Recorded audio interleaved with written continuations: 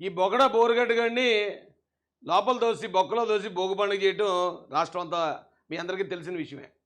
అయితే వీడి న్యూస్ ఏదైతే ఉందో మీరు ఎక్కడన్నా చూడండి, ఏ యూట్యూబ్ ఛానల్లో ఎంత చిన్న ఛానల్లో మాట్లాడినా కూడా మినిమం 1,00,000, 2,00,000, 3,00,000 మిలియన్స్ అంతమంది చూస్తున్నారు. అంటే దాని అర్థం ఏంటంటే అండి, కూటమిలో ఉన్న పెద్దల కూటమి ప్రభుత్వానికి మహాసాని మీడియా నుంచి మేము రిక్వెస్ట్ చేసేది ఏంటంటే, గత ప్రభుత్వ హయాంలో ఎవడైతే ఈ బోరుగడ్డలాడి లాంటి ఇలాంటి పనికిమాలిన గొడుగులు ఉన్నారో వాళ్ళ గనక ఇలా బడితపూజ జరిగితే చూసి ఆనందించడానికి రాష్ట్రం అంతా సిద్ధంగా ఉంది. ఎందుకంటే దాదాపు రాష్ట్రంలో ఉన్న ప్రతి ఒక్కడి న్యూస్ చూశారు. ఎంత చిన్న ఛానల్ మీరు చూడండి కాలుతాయి యూట్యూబ్లో, ఎంత చిన్న ఛానల్ అయినా సరే దానిలో మినిమం 1,00,000 అంటే అంత వెయిట్ చేస్తున్నారండి ఆంధ్రప్రదేశ్ ప్రజలు. 56% ఓటింగ్ కూటమికి కట్టబెట్టి ఎవరైతే ఇలాంటి సైకోగాళ్ళు ఉన్నారో వాళ్ళందరినీ తొక్కిపెట్టి నారదీయండి అని తిరుగులేని అధికారం కట్టబెట్టారు. కాబట్టి ప్రజలు దేనికోసం వెయిట్ చేస్తున్నారనేది ఈ బోరుగడ్డగాడి అరెస్ట్ని బట్టి పెద్దలందరూ గ్రహించాల్సిందిగా హృదయపూర్వకంగా రిక్వెస్ట్ చేస్తున్నానండి. అయితే వీడిని లోపల వేసిన తర్వాత అసలు మన టైటిల్ ఏంటండి, ఏదో పనులు చేసేసి దళిత కార్డు ఉపయోగించడం. ఇప్పుడు ఒక చిన్న మైనర్ బాలికని రేపు చేసి అని అరెస్ట్ చేయకపోతే నేను దళితుడిని, నన్ను దళితుడిని కాబట్టి అరెస్ట్ చేస్తున్నారు అంటారా? లేకపోతే దొంగతనం చెప్తూ రెడ్ హ్యాండెడ్గా దొరికేసి ఆ పట్టుకుంటే ఆ దొంగోడు నేను దళితుడిని కాబట్టి నన్ను అంటే కుదురుతుందండి? చేసిన ఏదో పనులన్నీ చేసేసి ఈవేళ మేము దళితులు అని చెప్పి నంగనాచి కబుర్లు చెప్తున్నారు.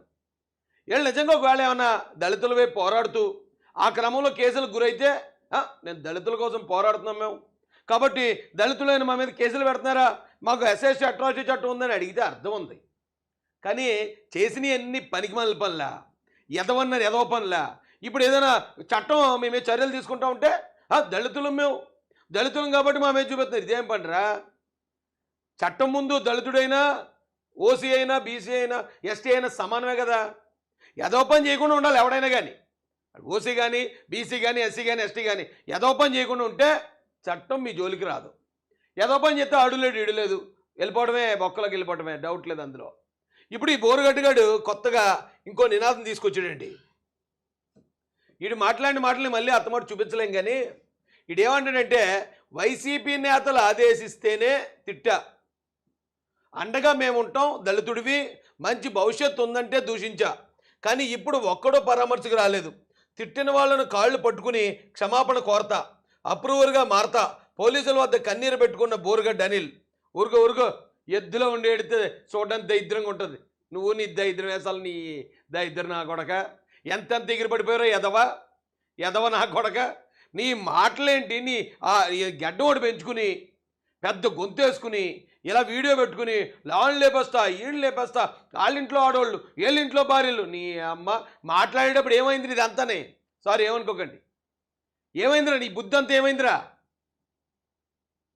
ఇంకా కూటమి ప్రభుత్వం ఇంకా చాలా డీసెంట్గా బిహేవ్ చేస్తున్నారు బాబు నీతోటి.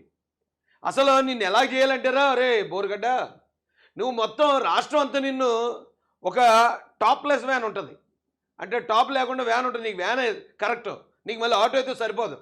ఆ టాప్లెస్ వ్యాన్లో నీకు సున్నం బొట్లెట్టి మొత్తం నీ ఒంటి మీద అండర్వేర్ తప్ప ఇంకేమీ లేకుండా చేసి నిన్ను మొత్తం రాష్ట్రం అంతా తిప్పాలరా.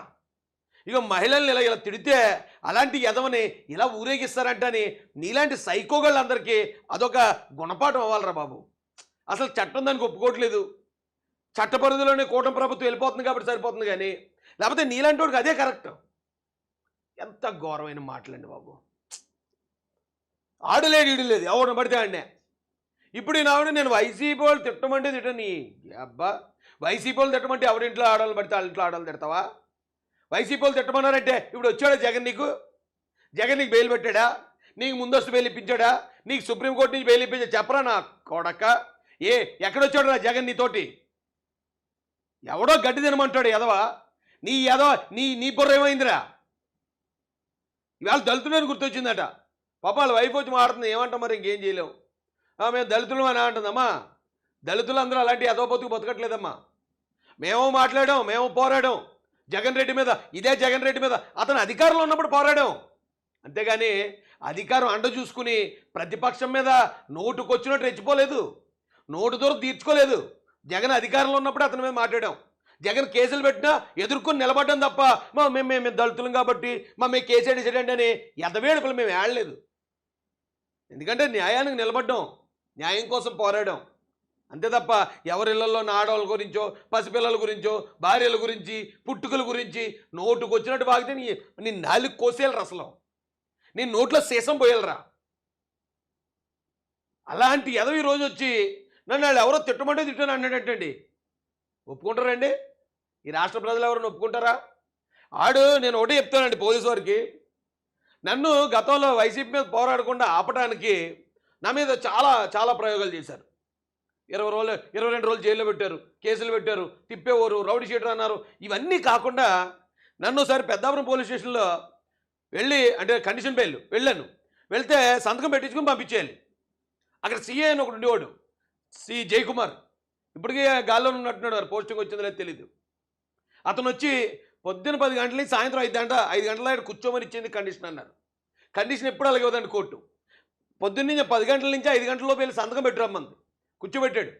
బాధపడుతూనే కూర్చున్నాను, ఏ తప్పు చేయలేదు. ఏ తప్పు చేయకపోయినా నన్ను తెల హింసిస్తున్నారు, ఏంటి జగన్ మీద పోరాడుతున్నానని.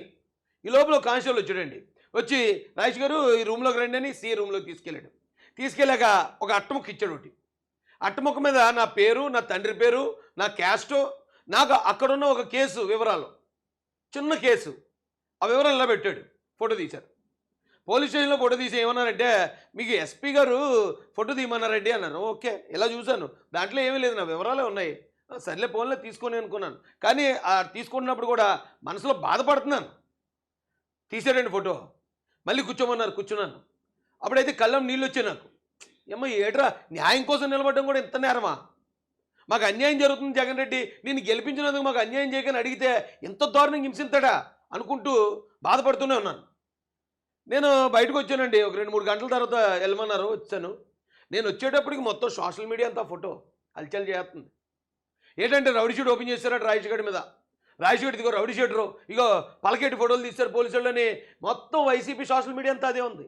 అంటే పోలీసులు అక్కడ నా ఫోటో తీసి వీడిని ఇంకా బదనాం చేయాలి, ఆడికాడే సూసైడ్ చేసుకునేలా చేయాలని బయటకు అంత చేసి అంత ఘోరంగా టార్చర్ చేసేవారు మమ్మల్ని. కానీ నా కొడుకుని ఏం చేశారో కూడా ఇంకా తెలియదు బయటికి. ఆడు ఏం మాట్లాడాడో బయటికి రిలీజ్ చేయండి. ఆడిచ్చిన వాంగ్మూలాన్ని బయటికి రిలీజ్ చేయండి. ఆడు చెప్పిన క్షమాపణ బయటికి రిలీజ్ చేయండి. ఆడు కాళ్ళు పట్టుకుంటే ఆ వీడియో కూడా బయట రిలీజ్ చేయండి. ఎందుకంటే రేపటి నుంచి మళ్ళీ ఇలాంటి యదవనా కొడుకులు బయటకు వచ్చి మళ్ళీ రెచ్చిపోకూడదు. బయటకు వచ్చి నేను అనలేదు అంటాడు, నేనెవడు చెప్పను రా అంటాడు. లేకపోతే నేను క్షమాపణ అడగడం ఏంటరా, అదంతా అలా చేశారా అంటాడు. అదంతా రికార్డ్ అంతా బయట రావాల్సిందే. బయట పెట్టండి. ఎందుకో ఆడి పరువు గురించి మీరు ఎందుకు ఆలోచించాలి? ఎవడింట్లో పరువు గురించి, ఎవడింట్లో మహిళల గురించి ఆడ ఆలోచించినప్పుడు ఆడి పరువు గురించి పోలీసులు ఎందుకు ఆలోచిస్తారు? నిరపరాధులు ఉన్న మేమేమో నరకయాతను మేము అనిపిస్తే అంత దారుణమైన దరిద్రం అని అడుగులు ఇలాంటి వాళ్ళందరికీ మరి అంత సపర్యాలు ఏంటంటే దాన్ని ఏమంటారు, సపర్యలు చేస్తే మాకు నచ్చట్లేదండి, మాకు నచ్చట్లేదు. దీంతోపాటు ఈయనొకడు ఎవరో పివి సునీల్ కుమార్, ఆయన అన్నాడట, నేను నా మీద ఎవరైనా ఇది చేస్తే నేను ఎస్సీ అట్రాసిటీ కేసు పెట్టేస్తాను. ఎందుకు పెట్టేస్తావు ఎస్సీ అట్రాసిటీ కేసు? నీ ఉద్యోగం నువ్వు తిన్నంగా చేసి ఉంటే నిన్ను ఎవరైనా ఎందుకంటారు? నీ మీద ఎవడన్నా ఎందుకు కేసు పెడతాడు? చట్టానికి వ్యతిరేకంగా అధికార దుర్వినియోగం చేసి నువ్వు వెళ్ళి రఘురామరాజు గారిని కూడా ఎత్తావు. నువ్వు వెళ్ళి రాజేష్ మహాసాన్ మీద శ్రీకాకుళంలో కేసు ఏడిచి అక్కడికి పిలిపించి మా కారులు లాగేసుకుంటావు. నీ మీద ఎవడైనా కేసు పెడితే ఎస్సీ అట్రాసిటీ చట్టం పెడతావా? ఇంకే ఎంతమందిని బెదిరిస్తారా? ఎలాగా? మీలాంటి వాళ్ళు కూడా ఇంత దిగజారు మాట్లాడడం వల్ల అట్రాసిటీ చట్టానికి కొన్ని విలువ కూడా పడిపోతుంది సమాజం ముందు. మనంతా ఇదే డిస్కషన్. ఆ పివి సునీల్ కుమార్ కూడా ఎస్సీ పెడతానన్నాడట. ఆ ఎస్సీ అట్రాసిటీ చట్టం అనేది బలహీనుల కోసం ఏర్పాటు చేసిన చట్టం. అది ఏ బలం లేక అణిచివేతకు గురయ్యే వాళ్ళు ఉపయోగించుకుంటారని పెట్టిన చట్టం అది. అంతేగాని పదవుల కోసమో ప్రమోషన్ల కోసమో అధికార దుర్వినియోగం చేసేసి మనుషులను తీసుకొచ్చి లాకప్లో పెట్టి హింసించేసి మీ మీద కేసు పెడతానంటే అప్పుడు ఉపయోగించిన కాదు ఎస్సీ అట్రాసిటీ చట్టం. అప్పుడు పనికిరాదు అది. దానికోసం కాదు ఆ చట్టం ఏర్పాటు చేస్తా. నందిగాం సురేష్ కూడా అలాగే వాడారు. జగన్ అన్న మామూలు వాడకం కాదు. అయితే నందిగాం సురేష్ అంత నోటి దురుసు మాటలు మాట్లాడలేదు కానీ ఎక్కడని. కాకపోతే పార్టీ ఆఫీస్ మీద దాడి చేయడం కానీ, లేకపోతే అమరావతి రైతులు ఆ నిరసన చేస్తున్న రైతుల మీద దౌర్జన్యం చేయటం, 3 రాజధానులు అక్కడికక్కడే మాకు 3 రాజధానులు కావాలని క్యాంపులు ఏర్పాటు చేయటం అయ్య బాబు చాలా చేశాడు మన నందిగం సురేష్ కూడా. అయితే మీరు అందరూ గమనించాల్సింది ఒకటి ఉందరు అబ్బాయి ఇక్కడ బాబు. మీరు అందరూ ఎవరైతే నన్ను కొంతమంది అడుగుతున్నారండి ఎస్సీల్లో నువ్వు తెలుగుదేశం పార్టీలో అలా ఉంటావు, నువ్వు బయటరా, తెలుగుదేశం పార్టీ ఎస్సీలకి వ్యతిరేకమైన పార్టీ, మా వైసీపీ పార్టీ ఎస్సీలకి చాలా మేలు చేసే పార్టీ అని చెప్తున్నారు. తెలుగుదేశం పార్టీ ఎస్సీలకి ఎంత మేలు చేసిందో అందరికీ తెలిసి నేను చాలాసార్లు చెప్పాను, అయినా మళ్ళీ చెప్తాను. అయితే వైసీపీ ఎస్సీలకి ఏంట్రా బాబు చేస్తా? ఈవేళ బొక్కలు ఉన్న వాళ్ళు అందరూ ఎవరు? ఒకడు నందిగం సురేష్, ఎవడో ఏ క్యాస్ట్? ఎస్సీ. 2 బోరుగడ్డ అనిల్, ఎవడో ఏ క్యాస్ట్? ఎస్సీ. ఉద్యోగం కోల్పోయిన పివి సునీల్ కుమార్ ఏ క్యాస్ట్? ఎస్సీ. మరి కేవలం వీళ్ళ ముగ్గురికి పనిష్మెంట్లు పడ్డాయి, మరి వీళ్ళందరూ ఏమైపోయారా? సజ్జల రామకృష్ణారెడ్డి, వీళ్ళు కూడా అంతగానో దారుణంగా మాట్లాడిన వాళ్ళే కదా. మరి వాళ్ళకి సుప్రీంకోర్టు నుంచి ముందస్తు బెయిల్ ఎలాగొచ్చాయి? మీకెందుకు రాలేదా? పనికి మానలేదు వల్లారా? వాళ్ళందరినీ కాపాడుకుంటున్నాడు జగన్మోహన్ రెడ్డి. బలిచ్చేసింది అక్కడ ఉన్న ఎస్సీ వాళ్ళని బలిచ్చేస్తున్నాడు, తెలుసుకుని చావండరా అడ్డగాడిదెల్లారా.